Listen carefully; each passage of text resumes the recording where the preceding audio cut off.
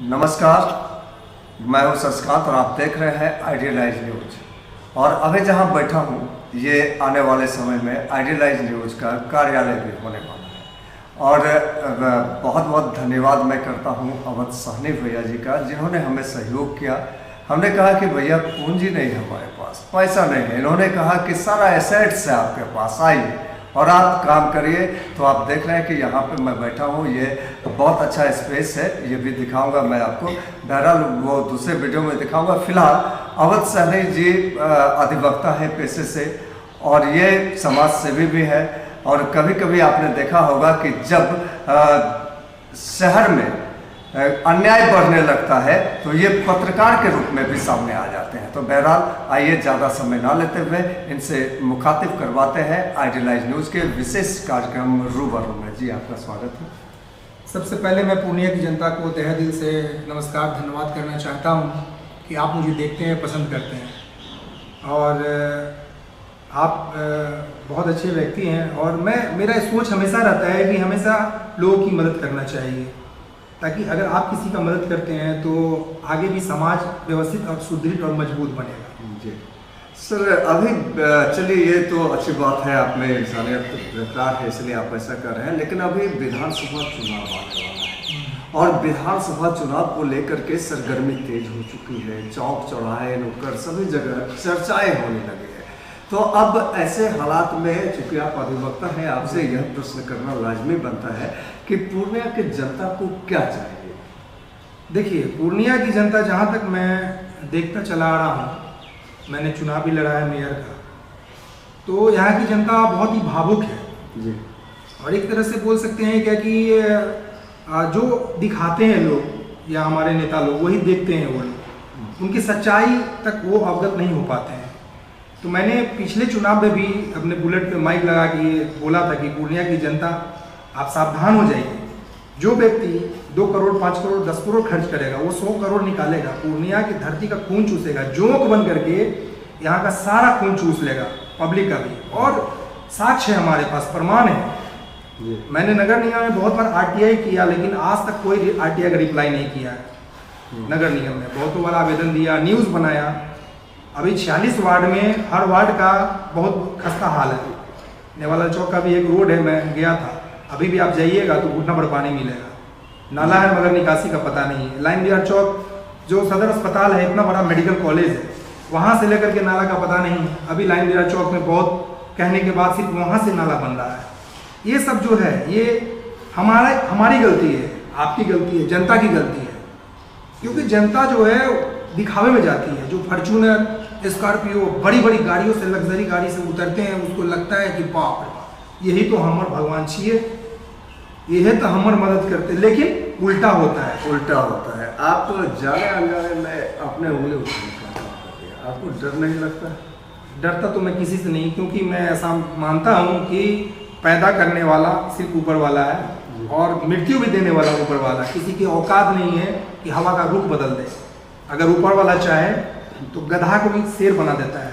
Sir, आप कहते हैं डर नहीं लगता है, और आप आवाज़ भी उठा दिए हैं। आपको पता है कि ऑन कैमरा धमकी भी दिया जाता है कि नाखून काट करके शहीद बनने का काम करते हैं, और आप उन्हीं के खिलाफ बोल रहे हैं बिना नाम लिए हुए।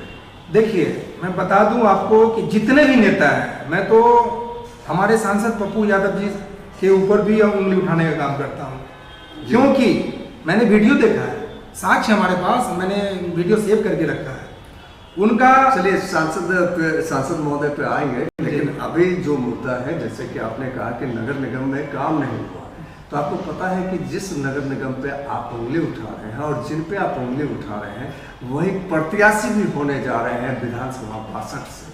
तो ऐसे हालात में फिर वो कैसे अपने को सर्वाइव कर पाएंगे, कैसे जनता के बीच में ला पाएंगे? और जनता तो उनसे खुश नजर आ रही है। देखिए, कह रहे हैं कि काम नहीं हुआ। मैं बता दूं कि अगर आपको काम दिखना है तो हमारे साथ हर गली मोहल्ले घूमिए। पूर्णिया ज़्यादा बड़ा तो है नहीं, छोटा ही ये शहर है। आपको पता चल जाएगा कि वहाँ की जनता कितनी नाखुश है और कितने खुश हैं। चुनावी माहौल में जो व्यक्ति पैसा और दारू बांटने का काम करते हैं, हर एक आदमी बिकता है। साक्ष्य है, सब चीज का है। आप देख लीजिए, आप आरटीआई मारिए कि आपने चुनाव में कितना रुपया खर्च किया है, वो सामने में आ जाएगा। और एक नॉर्मल आदमी 28 कैंडिडेट था मेयर प्रत्याशी में, और किसने कितना पैसा खर्च किया, और हमसे पूछिए हमने कितना। एक मोटरसाइकिल था मेरा, एक वैगनआर था, और मैंने चुनाव प्रचार किया खुद अपने बाइक से, और मैं संतोषजनक वोट भी लाया। मुझे ये खुशी है पूर्णिया वासियों से, मैं फिर से नमस्कार करता हूँ कि आप लोग मुझे पसंद करते हैं इतना, और दुख भी है इस बात का कि आप लोग समझ नहीं पाते हैं। मैं एक संदेश भी देना चाहता हूँ पूर्णिया की जनता को कि पढ़े लिखे जुझारू व्यक्ति को खड़ा करें, चंदा दे करके 10-10 रुपया चंदा दीजिए, और पढ़ा लिखा इंसान, ईमानदार इंसान को खड़ा कीजिए, ताकि पूर्णिया की जनता को तरक्की मिले, हमारा समाज का विकास हो। चलिए, आपके हिसाब से एक कैंडिडेट तो विश्वास पे खड़े नहीं हो सकते हैं, लेकिन दूसरे जो वर्तमान विधायक वो जनता के विश्वास पे कितने खड़े होकर पा रहे हैं, कितने उनके प्रशिक्षित हो रहे हैं? आप विजय खेमरा जी का बात कर रहे हैं। मैं बता दूं कि नेताजी जो ऐसे बीजेपी जो उनके चेहरे से वो नहीं जीत पा रहे हैं, उनका अपना खुद का वजूद कुछ नहीं है। बीजेपी हमारे मोदी जी को लेकर के वो जीत रहे हैं, जो सच्चाई है पूर्णिया की। और ये पूर्णिया का इतिहास भी रहा है कि बीजेपी का ठप्पा अगर किसी पे लग जाए, अगर बीजेपी वाला हमको टिकट दे तो हम जीत जाए बिना पैसा खर्च किए हुए शायद।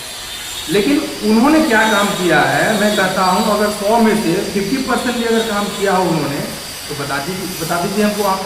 उनका बर्थडे पार्टी, शादी ब्याह या किसी ओपनिंग समारोह में वो जाने का काम करते हैं, और उनका कोई काम नहीं है। आप कहते हैं सिर्फ शादी विवाह ओपनिंग में जाते हैं, लेकिन उनका कहना है, चूँकि मैं पत्रकार हूँ तो उनसे भी बातचीत किया हूँ, उनका कहना है कि हमने सड़क दिया है, नाला दिया है, कई कला मंच दिया है, और पूर्णिया में आज माता बहनें सुरक्षित हैं, तो हमने वो करवाया है, बढ़ चढ़ करके कई पुल पुलिया बनवाया है। आप कहते हैं काम नहीं किया है। देखिए, जितना भी पुल पुलिया या 4 लेन की बात करते हो तो सेंट्रल का देन है। दूसरी बात रहा कि आप जिस एमएलए प्रत्याशी पूर्णिया शहर के आप जो है यहाँ के एमएलए हैं, तो आप उस क्षेत्र में हर गली में आप क्या घूमे, क्या हर क्षेत्र में हर थाना में जा करके जो झूठा FIR होता है, संभव है क्या सभी गले में? एकदम संभव है, क्यों नहीं संभव है। आप समाज सेवी किसको बोलते हैं? अपने सारे कामों को छोड़कर समाज की सेवा के लिए निकल पड़िए। बहुत सारा एग्जाम्पल मैं बता दूं, आप खुद पत्रकार हैं, कटिहार के कोई एमएलए है, कोई मुस्लिम है, नाम मुझे याद नहीं आ रहा है, लेकिन उनको देखिए, मिसाल है, वो पिछले 5 टर्म से जीतते आ रहे हैं।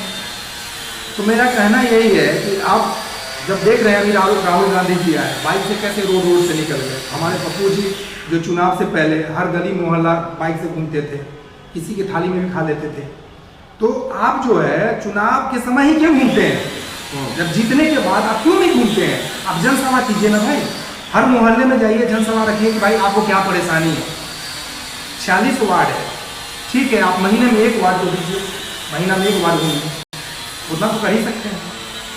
यानी आपके हिसाब से विधायक विजय खेमरा जी विश्वास पे नहीं सकते? बदलाव तो जरूर होगा। देखिए, इस बार बदलाव, हाँ बदलाव होगा, और बदलाव जरूरी भी है। चूँकि मैं इस वीडियो के माध्यम से ये अच्छा, आप कहते हैं बदलाव होगा, तो बदलाव होगा तो कैसे लोगों को आप चाह रहे हैं, कैसे लोग आए जो बदलाव होगा? तो कह ही रहे हैं कि ऐसे व्यक्ति को लाइए जो पढ़े लिखे हों, और जिसका जो समाज के प्रति रुझान होना चाहिए। अभी तो पढ़े लिखे व्यक्ति में दो नाम तो खूब आ रहा है सामने, वो दोनों का आपने बुराई किया है। देखिए, अभी तक तो पूरा क्लियर नहीं हुआ है। हो सकता है कैंडिडेट जब चुनावी माहौल आता है तो आप देखते हैं कि बहुत सारे कैंडिडेट आ जाते हैं, और मैं खुद, मुझे किसी का सपोर्ट भी नहीं चाहिए, और कहावत भी एकला चलो रही। और दुनिया में जब मैं आया तो मैं अकेला आया, किसी के साथ नहीं आया। यानी विधानसभा चुनाव आप भी लड़ेंगे? नहीं, लड़ेंगे नहीं। हम जनता जागरूकता अभियान चलाएंगे, अपने बाइक पे, अपने बुलेट पे माइक बांधेंगे, जनता को जागरूक करने का काम करेंगे। क्या होगा थीम आपका? जनता जागरूक थीम यही होगा कि जितने भी जनता है पूर्णिया शहर के, अगर आप किसी को वोट देना चाहते हैं, कोई कैंडिडेट अगर आपको पसंद है, तो आप उससे पैसा ना लें, उसका दारू नहीं पिए, उसका चाय नहीं पिए, उसका खाना नहीं खाएं। जरूरत पड़े तो 10 रुपया अपने जेब से दे दे उसको चंदा पे, ताकि कल के डेट में आप कह सकिए कि हमारे पैसे से आप चुनाव जीते हैं और आपको ये काम करना होगा। होता है क्या है, जनता हमारी जो है 500,000 रुपये में बिक जाती है। सभी जनता नहीं बिकती है, लेकिन 70-60% तो पक्का है, पैसे पे खेला होता है। आप भी पत्रकार महोदय, आप भी जानते हैं। तो अगर आप पैसा लेकर के, जो मंत्री जीत जाता है, जो संतरी जीत जाता है, आप जाते हैं बोलते हैं साहब हमारा ये काम नहीं हुआ, तो आपको हीन दृष्टि से देखता है और ऊपर मंजिल से उतरेगा भी नहीं, 2 घंटे बाद उतरेगा। अगर गलती से भेंट भी हो गया तो कहेगा अरे साला तुम तो पैसा नहीं लिया था, ये ऊँची के लिए आया, भागो यहाँ से। ये सच्चाई है, इसका एविडेंस है हमारे पास। क्या एविडेंस है आपके पास? बता दूं आपको, वार्ड नंबर 30 की बात है, आज से 2018 का वीडियो है हमारे पास। बोलिएगा मैं आपको शेयर कर दूंगा। जी, मैं चाहूँगा कि आप हमें शेयर करें, मैं दिखाऊंगा। संतोष कुशवाहा जी थे, जी, ठीक है। वार्ड नंबर 30 में बहुत सारा पानी जम गया था, लगभग घुटना था। और इस मोहल्ला की जो जिसको बोलते हैं भुल्लू पारा पोस्टमार्टम रोड, उस मोहल्ले की सारी महिलाएं या बच्चे नहीं निकल पाते थे अपने घर से, स्कूल तक नहीं जा पाते थे। तो सभी लोगों ने कहा कि भाई फ़ोन लगाइए आप पहले वार्ड पार्षद को। वार्ड पार्षद को फ़ोन लगाया गया, वार्ड पार्षद बोला कि भाई आते हैं, वो आए नहीं। तब फिर वहाँ की जनता पूरा आक्रोशित हो गई। उन्होंने कहा कि अब संसद जी का घर बगल में है, संतोष कुशवाहा को फ़ोन लगाइए। हमारा ही मोबाइल से वो फ़ोन लगा दिए कोई महिला, और मोबाइल पे वो उल्टा पुल्टा बोली कि भाई आप आओ यहाँ पे, जब चुनाव के समय आते हैं तो आप पानी में हेल के हमारे पास आते हैं, अब हम लोग कष्ट में हैं तो क्यों नहीं आ रहे हैं। तो बोला घर पे बुलाया। घर पे करीब यहाँ से 40-50 बच्चे, महिला, औरत सभी गए उसके घर पे। वो करीब 2 घंटा बाद उतरा नीचे। उसके बाद कोई रिस्पॉन्स नहीं दिया गया। तब उन्होंने कहा मुझसे कि इसका क्या समाधान है। तो मैंने कहा ठीक है, आप जैसे भी भेजिए, हमारा घर वहीं पे है, अपना मिट्टी कटवा के उसको गड्ढा करवा के पानी निकासी का साधन हम दे देंगे फिलहाल, लेकिन नाला बनना बहुत ही ज़रूरी है। अब बताइए 2018 से हम प्रयासरत हैं कि ये पोस्टमार्टम रोड से लेकर के और NH में नाला का निर्माण हो। बहुत सारा आवेदन मैंने दिया है, नगर निगम को भी दिया है, लेकिन कोई सुनवाई आज तक नहीं हुआ। पोस्टमार्टम रोड जो पुराना था, वहाँ पे आप अभी कैमरा जाके लेके जाइए, देखिए वहाँ करीब कमर भर गड्ढा है, मट्टी भी रिफिल नहीं करवाया गया है। जबकि वार्ड नंबर के वार्ड पार्षद क्या कर रहे हैं जीतने के बाद? कौन है वार्ड पार्षद? कोई महिला है वार्ड नंबर 30 की, और 46 वार्ड है, उतना ज़्यादा हमको सबका नाम तो याद नहीं है। लेकिन ये जितने भी वार्ड पार्षद है, कमीशन खोरी के चक्कर में जो दलाली होता है, रोड का टेंडर होता है, तो परसेंटेज दिया जाता है, जग जाहिर है। हम क्या, पूरी जनता जानती है, कमीशन बना हुआ है, वो अपना घर में सोया रहता है, क्या रोड बन रहा है नहीं बन रहा है उससे कोई मतलब नहीं है। रोड 2 बरसात में टूट जाती है। ऐसे बांटने की बात आप कर रहे थे, तो आपके पास से ये क्या एविडेंस है आप जो कह रहे थे? मेरे पास सांसद जी का वीडियो जो 500 रुपया बांटते हैं वो, और बोलते हैं हमने इतना रुपया बांटा है, सीना ठोक के बोलते हैं। तो मैं कहता हूँ कि ठीक है, सांसद जी का अभी वर्तमान सांसद जो हमारे पप्पू जी हैं, पप्पू यादव जी, मैं उनको एक संदेश देना चाहता हूँ कि भैया आपको जनता से, पूर्णिया की जनता से इतना ही प्यार है, तो मेरा एक रिक्वेस्ट है छोटा सा हाथ जोड़ करके कि पूर्णिया में 2-4 फैक्ट्री खुलवा दीजिए। कम से कम एक फैक्ट्री में 5,000 से 10,000 वर्कर तो काम करेंगे।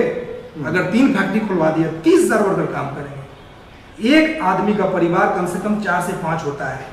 आप कैलकुलेट कर लीजिए, कम से कम हमारे पूर्णिया की जनता, लाखों जनता को लाभान्वित मिलेगा और वो पलायन नहीं करेंगे। आज जो पलायन पे मजबूर है, और महाराष्ट्र और दिल्ली, कलकत्ता, बेंगलोर जैसा शहर में बिहारी को लात, जूता और गाली दिया जाता है, उसका दोषी सिर्फ और सिर्फ यहाँ के सांसद और विधायक, बिहार के, पूरे बिहार के। आप ऐसे कह रहे हैं, आपको डर नहीं लग रहा है? डर किस बात का? महोदय के विषय में आप कह रहे हैं, आपको याद होगा एक वाकया कि जब इन्हें कांग्रेस से टिकट नहीं दिया गया था, तो इनके कार्यकर्ताओं के द्वारा और कुछ आम जनताओं के द्वारा कहा जा रहा था पौ से पूर्णिया, पौ से पप्पू।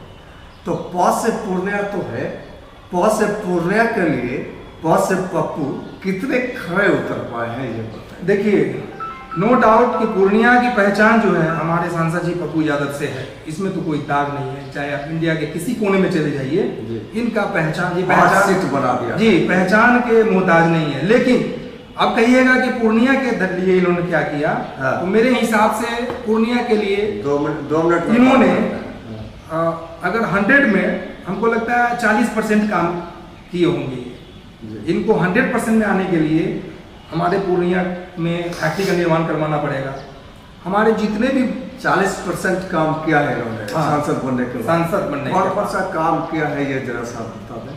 देखिए उनका सहयोग जो है, अभी आप देखे होंगे कि बहुत सारा पहले सांसद है जो वीडियो बना करके बोलते हैं कि कहीं भी करप्शन होता है तो आप वीडियो बना करके हमको सेंड कीजिए और हम अविलंब कार्रवाई करेंगे। और जनता की जो सुरक्षा है या कोई भी तरह का मेडिकल ट्रीटमेंट के लिए आप दिल्ली जैसे एम्स जैसे जाते हैं तो वहाँ इनके लोग वहाँ डिप्यूट रहते हैं और मदद करते हैं। ये तो सही बात है, जो सही है मैं बोलूँगा। जनता की मदद वो करते हैं नो डाउट, लेकिन जनता के हक के लिए खाली मदद करने से नहीं होगा। आदमी जो खाना खाता है वो आखिर कहाँ से लाएगा वो। ये छोटे से शहर में आप अगर फैक्ट्री कारखाना कुछ भी रोजगार का संभावना देते हैं तो ये हम लोग के लिए, हमारे पूर्णिया के जनता के लिए, भाइयों के लिए बहुत बड़ा वरदान साबित होगा। एयरपोर्ट में भी इनकी भूमिका है, एयरपोर्ट लाने में या रोड बनाने में। अब तक इनका कौन सा काम हुआ है पूर्णिया में? ये हमें तो लगता है सर कि ये पूर्णिया के सांसद कम और बिहार के, पूरे बिहार नहीं पूरे देश के सांसद ये तो। हाँ, ये देखिए इनका जो विचार है, इनका हर आदमी का सोच हमेशा हाई लेवल पे होता है, तो इनका भी हाई लेवल पे है। मैं इनके सोच का सम्मान करता हूँ, इसलिए कि हर कोई सोचता है कि हम मोदी जी बन जाए। हाँ। अरे आपको ही मौका मिलेगा, हमको ही मौका मिलेगा कि भाई मोदी जी बना जाए, तो क्यों नहीं चाहेंगे? तो इनका भी शौक है, तो भाई शौक पूरा करने के लिए अच्छा है, प्रयासरत है। लेकिन हमारा एक कहना है उनसे कि जैसे घर बनाते हैं तो पहले बाउंड्री वाल देते हैं, गेट लगाते हैं, घर को सुरक्षित करते हैं, सुंदर बनाते हैं। उसी तरह पूर्णिया की जनता ने बहुत ही विश्वास के साथ आपको जिताया है। तो ये पूर्णिया आपका घर है, इसको व्यवस्थित कीजिए, सुंदर बनाइए, पूर्णिया को पेरिस बनाइए। लोग घूमने ही आ रहा है विदेश से, न कि आप चले जाइए लुधियाना, पंजाब, हरियाणा, चंडीगढ़ और पटना और बेंगलोर। आप पहले पूर्णिया को देखिए, उसके बाद आप कहीं आगे के बारे में सोचिए। चलिए, ये तो लोकसभा चुनाव की बात हो रही थी, लेकिन अब विधानसभा चुनाव आने वाला है, तो अभी पूर्णिया शहर में या पूर्णिया 62 में, कुल 62 की बात कर लें तो किन किन चीज़ों की कमी आपको दिखती है और किन किन चीज़ों को ठीक करने की ज़रूरत है, और आने वाले चुनाव में जनता की सोच क्या है, किस प्रकार से जनता जो है किनको लाना चाहेगी? ये देखिए, हमारे पूर्णिया को क्या चाहिए? हमारे पूर्णिया की जनता को मैंने पहले भी कहा है कि रोजगार चाहिए, स्वास्थ्य चाहिए, शिक्षा चाहिए। शिक्षा तो पूर्णिया का बहुत से बदतर हाल है आपका। मैं खुद विजिट किया हूँ हर सरकारी स्कूल को। अब एक बात बताइए, हमारे जो विधायक जी हैं, आपने कभी देखा है कि कोई स्कूल का मुआयना कर रहे हैं? हमने तो आज तक कोई वीडियो नहीं देखा। हमने तो देखा कई स्कूल में वो जो है दिए हैं, जैसे कि बेंच का काम उन्होंने बेंच दिया है, देखिए कई प्रकार का जो है शौचालय दिया है। ये गवर्नमेंट का पॉलिसी, बिहार गवर्नमेंट का, ठीक है, आपने बिहार गवर्नमेंट के थ्रू दिया, लेकिन मेरा क्या कहना, शिक्षा में वहाँ के टीचर क्या पढ़ाते हैं? कभी आपने सर्वे किया है कि compare to private school to government school, आज हमारी पूर्णिया की जनता क्यों मजबूर है सरकारी स्कूल छोड़ करके प्राइवेट स्कूल में जाने के लिए? आज हमारे बच्चे, आपके बच्चे, आपके मन में 1 मिनट के लिए ख्याल आता है कि अरे हमारा बच्चा अगर गुड्स लाइन मिलिया कॉन्वेंट या फलाना कॉन्वेंट या दिस दैट जितने भी कॉन्वेंट है उसमें चला जाए। क्यों नहीं सोचते हैं कि हम सरकारी स्कूल में जाएं? नहीं सोचते हैं, हम भी नहीं सोचते हैं, आप भी नहीं सोचते हैं जी। लेकिन इसका जिम्मेदार कौन है? जो यहाँ के समाज सेवी है, जो वर्तमान में पोस्ट पे परासीन है। मेरा मन में एक इच्छा आया था बहुत पहले कि जितने भी प्राइवेट स्कूल में देखिएगा, हमारी बच्चियों को, आपकी जो बेटी बहन है, उसको स्कर्ट पहना के स्कूल भेजा जाता है, जो कि भारतीय संस्कृति के बिल्कुल खिलाफ है और इसका हम विरोध करते हैं। मैंने बहुत सारे समाज सेवी को कहा भी कि जो ऐसा स्कूल करते हैं, चलिए हम इस स्कूल में ताला मारेंगे। क्यों कंप्लेन करेंगे डीएम अधिकारी? उसको पता नहीं है, डीएम साहब को, एसपी साहब को, सभी को पता है ये बात, लेकिन क्यों नहीं कार्रवाई करते हैं? हम ही जनता क्यों करें? लेकिन मेरे मन में एक विचार आया, लेकिन हमारा इस विचार को सब लोग सम्मान के, लेकिन किसी में ताकत नहीं है। तो मेरा ये अभी भी विचार है, अगर 100 लोग भी हमारा समर्थन करें ना, तो ऐसे स्कूल जो है स्कर्ट पहनाने में मजबूर करते, मजबूर करते हैं बच्चियों को, मैं स्कूल में ताला मार दूंगा, इसका अंजाम जो भी हो उसकी मुझे परवाह नहीं। यानी शिक्षा में सुधार होने चाहिए, यह कर रहे हैं आप। स्वास्थ्य की बात कर रहे थे, तो स्वास्थ्य यहाँ पे मेडिकल कॉलेज है और एक से एक, आप जिस क्षेत्र में आपका भी घर, इसी क्षेत्र में लाइन बाजार में, और आपका भी मेडिकल है, आपका भी मेडिकल है, एक से एक मेडिकल है यहाँ पे, एक से एक जो है डॉक्टर है, प्राइवेट डॉक्टर है। लेकिन यह भी तय है कहीं लाइन बाजार लूट बाजार भी, राइट। और तो इन चीज़ों में कैसे सुधार हो, इसके लिए आपके क्या विचार? लाइन बाजार चौक, सभी डॉक्टर के बारे में मैं नहीं बताऊंगा, लेकिन कुछ ऐसे डॉक्टर हैं जो कि भ्रष्ट और करप्ट है और कमीशन खोरी का ये अड्डा बन चुका है। मैं बता दूं आपको कि अगर बिहार में करप्शन के मामले, मेडिकल सेक्टर के मामले में अगर करप्शन पे होगा तो हमको लगता है दूसरा या तीसरा पूर्णिया मेडिकल क्षेत्र में है। मैं आपको एकदम पूरा खोल के बता रहा हूँ कि लाइन बाजार चौक मैं चूँकि देखता आ रहा हूँ, एक पेशेंट को एक डॉक्टर के यहाँ बेच दिया जाता है 1500 में। यानी आप खुले शब्दों में कहें तो दलाली की। दलाली, जैसे आप गांव से आए, कोई गरीब आदमी आता है अपने माँ बहन को इलाज कराने के लिए, तो रिक्शा वाला ही दलाल होता है, ठेला वाला ही दलाल होता है। वो पूछता है कि भैया कहाँ जाना है आपको, फलाना डॉक्टर, अरे वो डॉक्टर तो मर गए, उससे बढ़िया डॉक्टर दिखा देते हैं। जाता है वहाँ पे 1500 रुपया कंपाउंडर उसको देता है। हाँ, तो रिक्शा वाले और ठेले वाले का भी फिक्स होता है। हाँ, फिक्स होता है, वही तो बोले 1500 रुपया उसका है, 1500, 1000 रुपया, 1200, यही फिक्स है उसका। और इस पे बहुत सारा कंप्लेन भी हुआ है, लेकिन आज तक कोई कार्रवाई नहीं किया गया है। हमारे सांसद जी भी इस पे संज्ञान लिए थे, लेकिन क्या हुआ, रिजल्ट कहाँ है? लोगों का कहना है कि सांसद जी चुप हो गए क्योंकि उनके मुंह को चुप कर दिया गया है। देखिए, आज धन, मैं सवाल करता हूँ पूरे भारतवर्ष के नेताओं से, आप जो धन खर्च करते हैं, या तो दो ही तरह से धन आपके पास आता है, अपना पैतृक संपत्ति, या तो बेच के आप जो है खर्च कीजिए चुनाव में। कई हजार बीघा जमीन है साहब, ठीक है, कई हजार बीघा जमीन है, आपने बेच कर खर्च किया और अभी भी खर्च करते चले आ रहे हैं। आपका इनकम ऑफ सोर्स भी अच्छी बात है, लेकिन कहीं ना कहीं करप्शन तो है। आज जितने भी नेता बने हैं जी, आप देख लीजिए कि टेंडर हो, फैक्ट्री हो, जिसके पास कुछ नहीं था, आज वो अरबों का मालिक है, उसका 10 पुश्त बैठ के खाएगा तो भी वो संपत्ति खत्म नहीं होगा। नेता लोग क्यों बनना चाहता है? यही है, प्रॉपर्टी अर्जन के लिए बिजनेस हो गया है, एक तरह का व्यवसाय है। बात करने का मन तो और भी है, लेकिन ऐसे के साथ समाप्त करेंगे और चलते चलते आपसे लास्ट क्वेश्चन ये करना चाहेंगे कि अब जो है आपने कहा था कि चेहरा बदलेगा, तो चेहरा बदलेगा तो मुद्दा क्या होगा? हो गया था चेहरा बदलने के लक्ष्य में बताएं, आप 3 मुद्दा बताएं कि क्या मुद्दा होगा चेहरा बदलने का, और फिर चेहरा ऐसा कौन होगा? देखिए, पुणे की जनता तो बदलाव चाहती ही है, और बीजेपी ने अगर फिर से खेमका जी को टिकट दिया तो शायद वो हार जाए, क्योंकि यही बात हुआ था संतोष कुशवाहा के साथ। नाराज थी जनता, लेकिन फिर भी उसको टिकट दिया गया। अगर वहीं पे उसके जगह पर किसी दूसरे को टिकट दे दिया होता तो आज हमारे सांसद जी पप्पू यादव नहीं होते यहाँ के सांसद।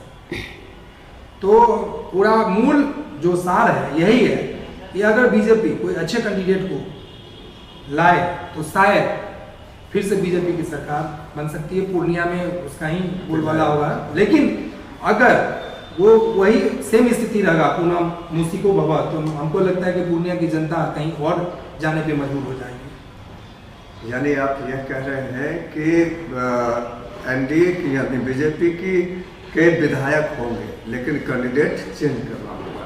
तो अब आपको क्या लगता है, 2 और चेहरे का नाम जो है आ रहा है, क्या सीट उनको जा सकता है क्या आपके हिसाब से? जैसे एक नूतन गुप्ता का नाम आ रहा है, दूसरा पल्लवी गुप्ता का नाम आ रहा है, तो आपके हिसाब से क्या लगता है बीजेपी के लोग होने से?